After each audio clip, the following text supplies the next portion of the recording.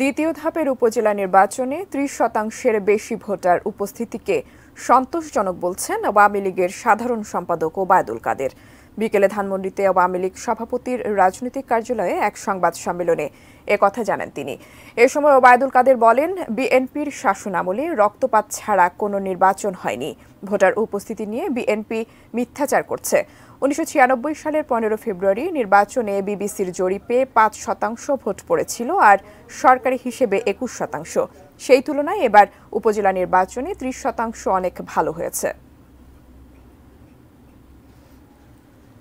আপনাদের জাতীয় নির্বাচনেই উপস্থিতি ছিল যদি ২১ই ধরি, তাহলে সেই তুলনায় স্থানীয় সরকার নির্বাচনে ৩০+, এটা কম বেশি।